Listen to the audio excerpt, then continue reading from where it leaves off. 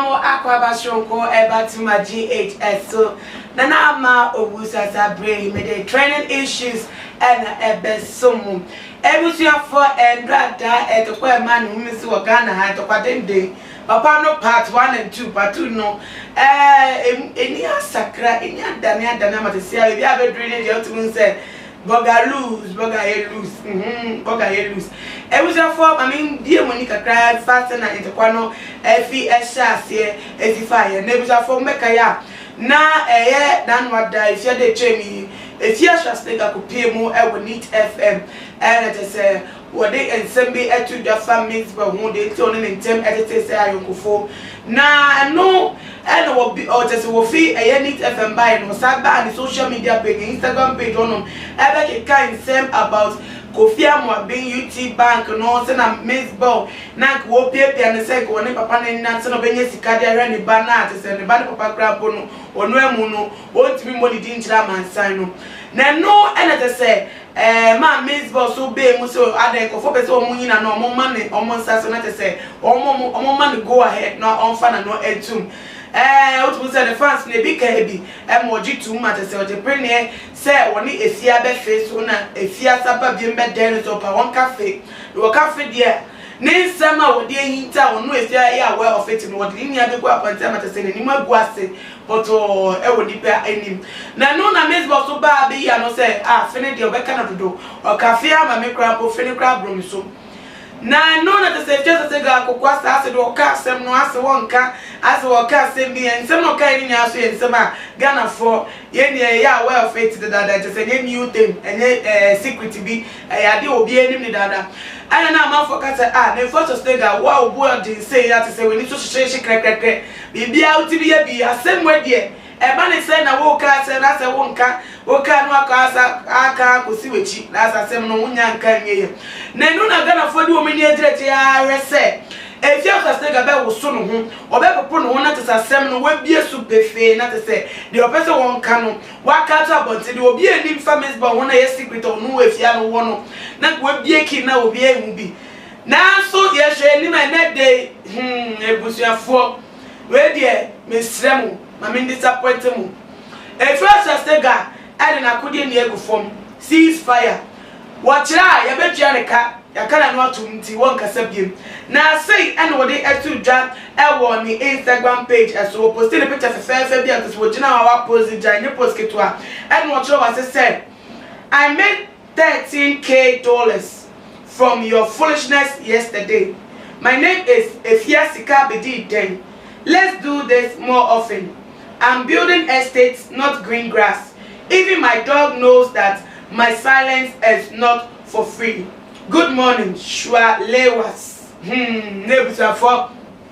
And some no asitra and say, just a snagger tra. You been trying $13,000 in Tenunti. Wakana matum. We change some no eso. As some no obeka no my or say as obeka as usual. What they are two on the bush for. Sana Miss Boka, your predator yourself, first thing the story baby say, and Father Dixon a friend me, and Father Dixon I'm a ferry no, or no me only father to me for, and nunti, me fast some name to Dano, and that will be for Becca be no sin upon Papa, so if just a sticker, and then I could out to what a sign say, no, I try, will be a chanica $13,000. Na Miss Boss so ehu e first take a post na no so enkonya tete e first take a will be onu so will be onu so be dina we twa picture say no dross kokko ase the Louis Vuitton top o ri tita champagne enta one glass ka say Ghana ha niti Ghana for ye ni mana ye ni me first take a dada na and onu so e caption the photo no essay. What is the biggest lie you ever heard? I don't know what it say. Yati atro Ghana for the fans. Yati atro bebre na entro bempa na yatia. Ye usa atro we die. Esu etrinkro yi esu si Ghana, esu si US, esu so it say we ase fele nya no dey throw we si wo pa dia. Munya baby mpo e na wo dey see. Na no the patch say first say Ghana sama wo ka no e ye entro Ghana boga e lose. Asem bia nu obeka eno ti na nam so ma wo de na kode e de to na so first thing person ye hu say asem no eye no kre no krenti ebra say wo dey only post no ebe to one no ne fans for ni bi wo mo de wo mo ye do say ne way ne fan base dey only say first say fan base dey omo ma no ya wom omo mo hype no epiepia no ka say wonye no so ewom na no mo de beto what say ba quality edi Kenny Sheni ana Shensni no so edi wo de ebeto wa wo de ebi say first say Banisana Mitzvah dear you or that to say no then in some no at or say.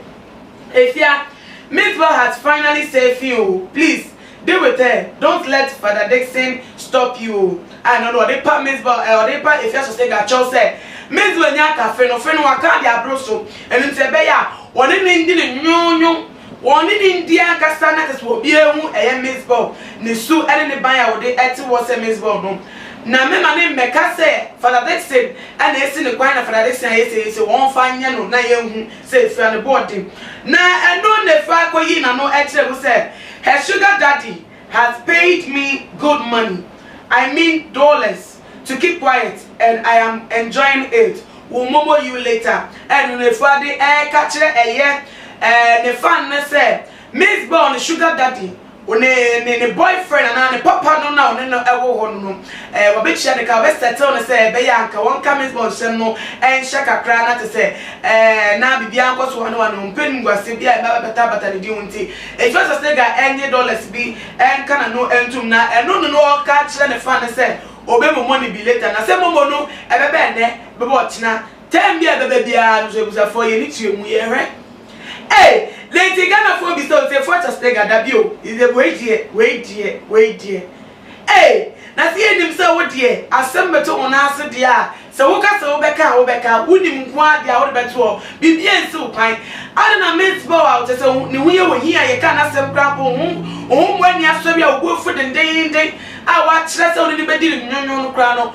Ada say ho ko so kra wan peke. Na fa asem ne bra bonti afi the 13,000k no fi.